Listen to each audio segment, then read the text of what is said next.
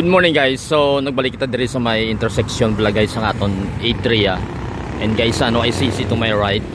Diri sa Diversion Road You're looking at the traffic currently in this late morning Medyo tulutawhay na. So anyway, nagbalik kita diri kay gusto ko lang i-kita sa inyo guys ang current nya status ongoing construction sang aton nya roofing sang aton diri nga kumbaga daw iconic na ini nga landmark sa aton Diversion Road diri lapit sa atriya nga intersection sa may traffic light, and then to the left is of course ang aton nga Jollibee nga restaurant.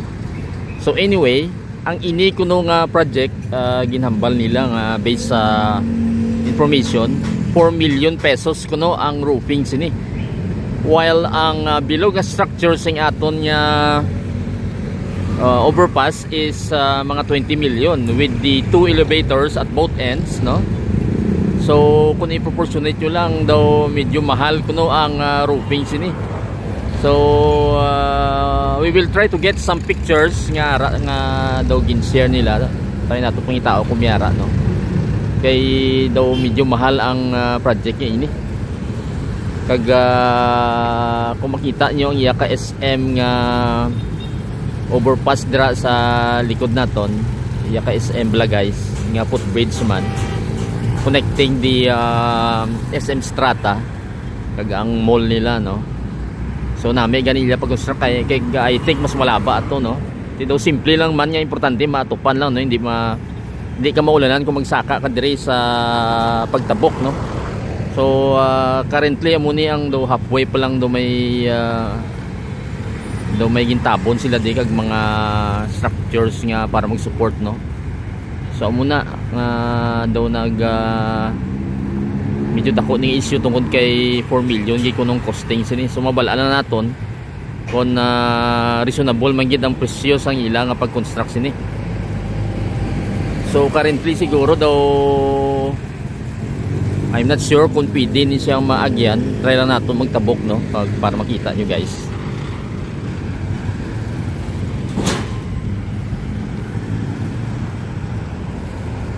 May nabiriya diri nga jeep. So ginakayo niya siguro. So may elevator niya siya at both ends sa ini nga tower. Sa iyang hagdan diri kag sa other end dito may elevator So kung makita nyo dira sa balay-balay na bala guys, amo nang other side niya nga elevator. Maliso kita diri tanaw naton kung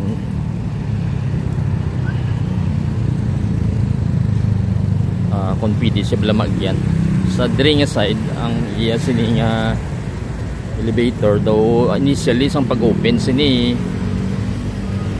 nagagana ni siya, pero para ni sa mga PWD kag mga senior naton, pero daw sa subong wala man nila ginapagana Pero even though nga I think working ini siya, wala lang siguro sang budget para sa maintenance.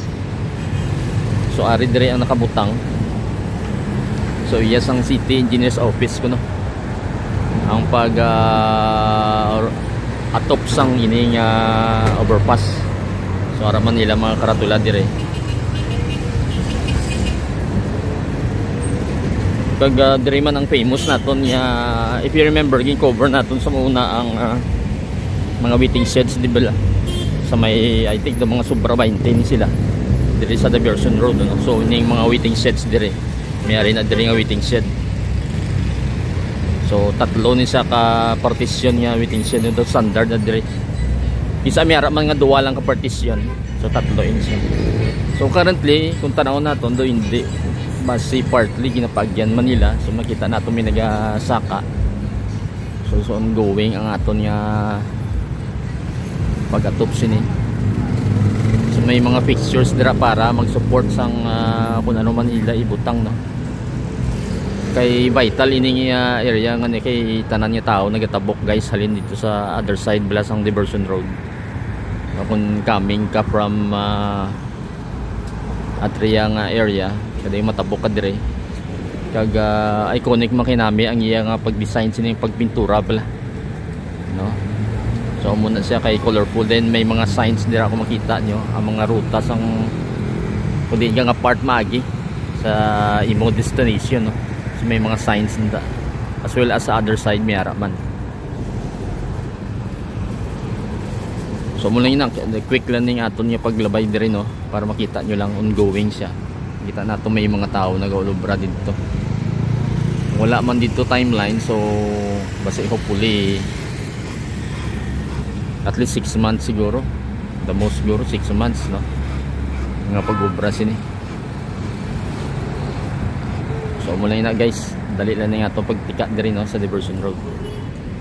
Anyway, sa ulunhan sini, if you remember, in-try man naton video sa una ang inatawag nilang mga skyscrapers nga dire kuno i-build, pero wala pa kita sing update kay gabase lang kita sa aton Marites network, ano.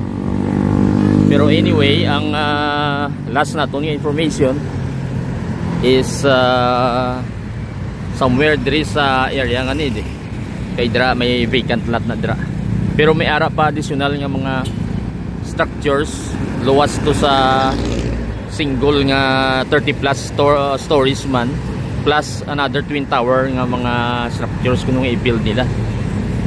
So mabala na naton kung mag materialize ang ina mga projects, no. But then sa ulunhan, balaan man naton nga may ari diri ang Yaka Grand Sing building ongoing man ini. I think do matapos na kay puro ini nga I-beams, no. So medyo i-zoom ta lang gamay para makita nyo guys. So muna siya nga structure, no. So taas na siya, mga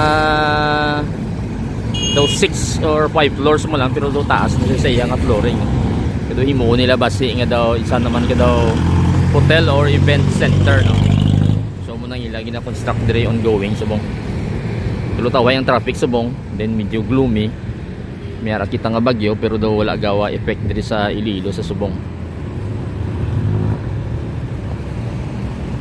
So muna guys, quick lang nga aton nga update dire. Mabalik-balik lang kita dire para nga ma-update ko mo guys ang construction sang atop sang aton dire nga overpass dire sa Diversion Road. Till the next video guys. Thank you for watching.